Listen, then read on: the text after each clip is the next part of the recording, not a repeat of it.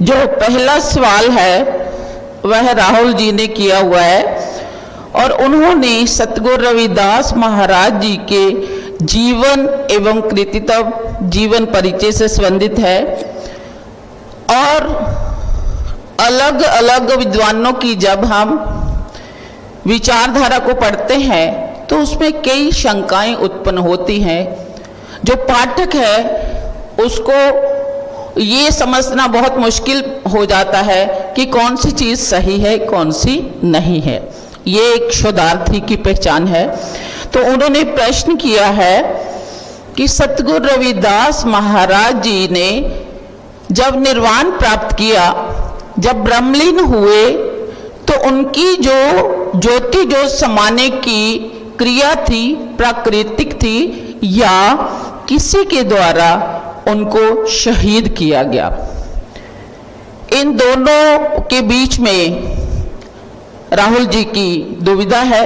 तो मैं महाराज जी से निवेदन करती हूं कि इस पर प्रकाश डालेंगे। सवाल सी गुरु जी का जन्म जीवन काल दे बाबत। गुरु जी का पूरा जीवन कहना तो बहुत मुश्किल है। थोड़े जे समय दे विच, थोड़े जे टाइम दे विच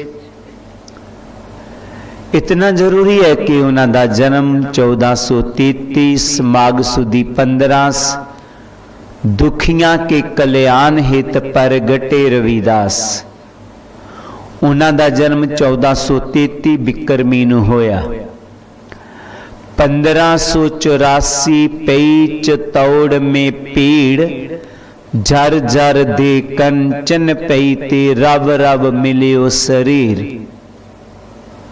जिस लेखक ने ये दोहा किया है उसी लेखक ने दूसरा दोहा किया जो उन्होंने ज्योति जो समान दे कि 1584 पई चतौड़ में पीड़ जर जर दे कंचन पई ते रव रव मिलियो शरीर।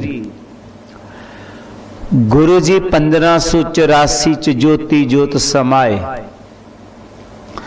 जदों असी ये उम्र का हिसाब लगाते हाँ तो 151 साल की उम्र बनती है। बहुत सारे इतिहासकारों ने उन्होंने उम्र 120 साल भी लिखी है। पर असी देखना इस गल नूं है कि जिस दा दोहा उन्होंने जन्म नाल जुड़िया है तो उन्होंने ही दोहा उन्होंने अंत समय नाल जुड़िया है। इस करके वो किताब नूं और ये जिस दा दोहा है ये गुरु जी दे पड़पोतरे सरीके चो सन उन्होंने लिखिया होया है। ये पृथ्वी सिंह आजाद ने कहा सी बहुत चिर पहला रविदास दर्शन जो उन्होंने किताब लिखी तो उस किताब के आधार ते ही गुरु जी का 600 साला जो जन्मदिन पिछले दिनी जो पहला मनाया गया सी तो उसे नू आधार लैके ही मनाया गया सी। गुरु जी का ज्योति जो समाना गुरु प्यारी सत संगत जीओ। वैसे तो हुण तक ये चलता रहा, इतिहास कहता रहा, इतिहासकार कहते रहे कि गुरु जी जिस तरह कुदरती नेचुरल डेथ हो सकती है उसी तरह ज्योति ज्योत समाए। थोड़ी समय तो है। वैसे तो काफी बुद्धिजीवी ने, बहुत ज्यादा पढ़े लिखे ने, कुछ को लोगों ने एक किताब नू लिखिया जिदे च उन्होंने कहा कि गुरु रविदास जी दी कुदरती ज्योति जो समाए नहीं हन बल्कि उन्होंने शहीद किया। वो तो शहीद भी नहीं लिखते, बड़ी रफ जी बोली नू लिया उन्होंने। हालांकि वो पढ़े लिखे ने कि गुरु रविदास जी का कत्ल होया। जो उन्होंने अपने दस्तावेज पेश किए हैं उन्होंने आधार ते अपनी सोच के मुताबिक गुरु प्यारी सत संगत जी कल नू अपनी सोच कोई भी कह सकता है पर असी सतगुरु रविदास जी की सोच नू लेना है। उन्होंने जो अपनी बाणी दे विच कहा उसनू लेना होवेगा। असी अपनी बुद्धि के मुताबिक नहीं कह सकते कुछ भी। अपनी मुद्दी मुताबक असी प्यो दे जन्म लाई की कह दांगे। ये तो पिता नूं पता है ना मेरा जन्म कदों होया, किस इलाके च होया।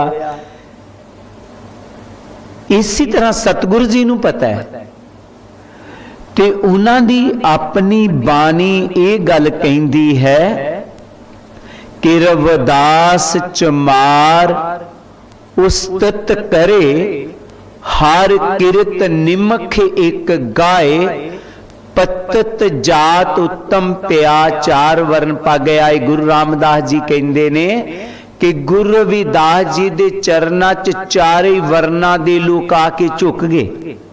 चारे वर्णा ने उन्होंने अपना गुरु बना लिया। जो चारे वर्णा दे वो गुरु बन गए, चारे वर्णा ने उन्होंने अपना गुरु बना लिया, ते फिर उन्हों दा दुश्मन कौन रह गया?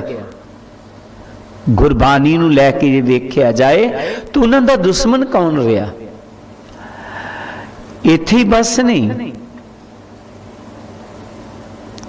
भाई गुरदास जी ने लिखिया कि वो इतनी महान होए कि भगत भगत जग वज्जिया, चौहू चक्कां विच चमरेटा। उन्हां दी सारे पासे जय जयकार होई, सारे पास चारे पासे उन्होंने लोग अपना गुरु मनन लगे।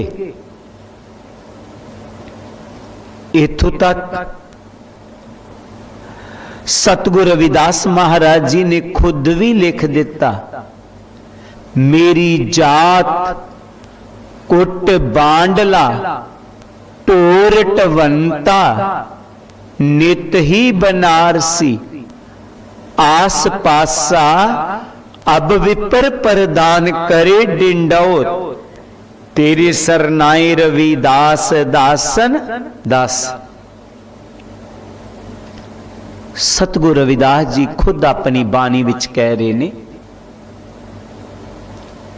कि मेरी जात, जन्म उस जाति च होया जिस जाति दे अज भी लोग मरे हुए पशुओं की चमड़े का काम करते हैं। पर मेरे च बल आया, एक ताकत आई, मेरे च एहो जे गुण आए, मेरे च ऐसा ज्ञान आया कि अब विपर प्रदान करे डंडौत। सब तो ज्यादा विरोध किन्हां ने कीता? उन्हां दा विपरा ने। ते गुरु जी कहंदे ने अब प्रधान विपर छोटे मोटे नहीं, बनारस दे जेड़े प्रधान विपर हन, गुरु जी कहंदे ने वो मैनू डंडौता कर रहे ने, वो मेरे अगे सीस झुका रहे ने। कहन दा भाव गुरु जी दे विच ऐसा ज्ञान रहा, ऐसी निमरता रही, ऐसी दीनता रही कि बड़े बड़े जिहड़े हंकारी लोग सन वो भी उन्हां दी चरना चाह के झुक गए। इतिहास कहंदा है कि 52 राजे रानियां गुरु जी दे सरदालू हो गए। 52 राजे रानी उन्हां दे सरदालू हो गए। और इथों तक जितना मर्जी कोई कठोर दिल सी, जितना मर्जी कोई नास्तिक सी, गुरु जी दे चरना चाह के झुक गए सारे। नहीं ता तुसी इतिहास लै लो उस शिकारी दा जेड़ा ना जाने कितने पाप करया करदा सी, कितने गुनाह करया करदा सी, पर ज्यों ही सतगुरु रविदास महाराज जी दा उसने ज्ञान सुनिया तो उदा भी दिल मोम हो गया। गुरु जी ने पत्थर दिलां नूं मोम बना दिता। ये सारे इतिहासकार कहंदे ने इसलिए उन्हां दा दुनिया च कोई भी दुश्मन नहीं रहा, सारे उन्हां दे सरदालू हो गए। हाँ, हुण जो लेखक ये गल कहंदा कि गुरु रविदास जी दा कतल किया गया, सैंतों ने ये देखा नहीं है कि जे ऐ भी मन लिया जाए, वैसे तो इतिहास 151 साल की उम्र कहंदा है, मन लिया जाए 120 साल की उम्र है कि 120 साल दे बुढ़े नाल किसी दा माड़ा मोटा झगड़ा हो ही जाए कि उन्होंने मार देगा, वो कहेगा कित्थे यार बजुर्ग नूं मैं क्यों कहना कुछ। पता नहीं है किस इतिहासकार ने इसने क्यों इस तरह लिख दिता, हालांकि पढ़े लिखे ने। दूजी बेनती है कि ये किसने लिखिया, इहो जी गल कौन कहंदा है, जो गुरु रविदास जी दा श्रद्धालु नहीं, बेशक वो बाहरों गुरु रविदास जी दा श्रद्धालु कह दिंदा है, पर अंदरों गुरु जी दे चरनां नाल नहीं जुड़िया होया। वो बाहरों इसी तरह ही है जिस तरह संतरा है, बाहरों गुरु जी दा उन लपेटिया होया है कि मैं उन्हां दा श्रद्धालु हाँ, लेकिन अंदरों वो जुड़िया होया उन्हां दे नाल नहीं है, अंदरों संतरे वांग अलग अलग है, उन्हां दी सोच वखरी है। इस करके असी ऐसे लोकां दे इतिहास नूं पढ़ के, बेशक पढ़िया लिखिया है, आम साडी हुंदी कि पढ़िया लिखिया जी उन्हें बहुत वधिया लिखिया।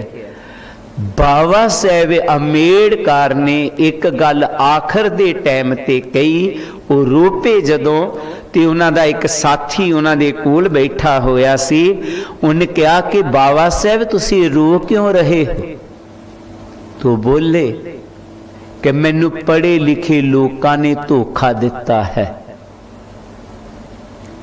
कहन दा भाव गुरु जी का इतिहास जदों भी बिगाड़नगे पढ़े लिखे लोग ही बिगाड़नगे, क्योंकि आम लोगों की तो कोई गल मनन लई तैयार नहीं होएगा ना, ते पढ़े लिखे ही गुरु जी के इतिहास नूं वधिया करके लोगों नूं दसणगे। असी उन्हां पढ़े लिखे लोगों के इतिहास नूं लैना है जेड़े वाकया दिलों गुरु जी दे चरनां नाल जुड़े हुए हैं, जेड़े केवल ते केवल ऐ जानन लई मैं वो किताब नूं देखिया, उहदा फ्रंट पेज जो उहदा बाहर दा बनाया होया कवर पेज ही वही बड़ा अजीबो गरीब बनाता, गुरु जी दी बानी नाल टुकमा नहीं, ब्लड दसता। गुरु जी ने तो ऐसी कहानी नहीं कही, उन्होंने शांति दा पाठ पढ़ाया, शांति कही, प्यार कहा। उन्होंने तो कहता मुसलमान से दोस्ती, हिंदुओं से कर प्रीत, रविदास पूत सब राम के, सब है अपने मीत। बाकी गुरु जी पूरी दुनिया के वास्ते आए, उन्होंने जगत गुरु गुरु रविदास कहा गया क्योंकि गुरु जी ने सबना दा भला मंगे। उन्होंने ये नहीं कहा कि जिस परिवार च मैं जन्म लिया उस परिवार दा भला होवे, जिस मैं समाज च जन्म लिया उस समाज दा भला होवे, जां जिस मैं कंट्री च जन्म लिया उस कंट्री दा भला होवे। सगों गुरु जी ने कहा ऐसा चाहूं राज मैं जहां मिले सबन को अन्न, सोट बड़ो सब सम बसे, रविदास रहे प्रसन्न। सो गुरु जी 151 साल की उम्र भोग के दुनिया तो ज्योति जोत समाए हैं। इस गल नूं पक्की तरह मन लेना है क्योंकि गुरु जी का अपना इतिहास है कि मेरे चरना च सब तो जेड़े मेरे विरोधी लोग सन ओही पहला आके चरना च चुके। अब विपर प्रदान करे डंडौत, तेरे सरनाए रविदास दासन दासा।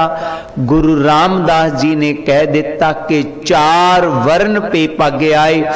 गुरु रविदास जी 4 वर्णा दे गुरु होए। उन्हां दे बानी ने सबना दे मना नूं शीतलता देती, उन्हां पत्थर चित मोम बना दिते। इस करके गुरु जी दा कोई भी ऐसा दुश्मन ही नहीं रहा, उन्होंने सब नू अपने सज्जन बना लिया। मेरा ख्याल है कि राहल जी दा जे सुन रहे होणगे तो उन्होंने उन्होंने सवाल का जवाब मिल गया।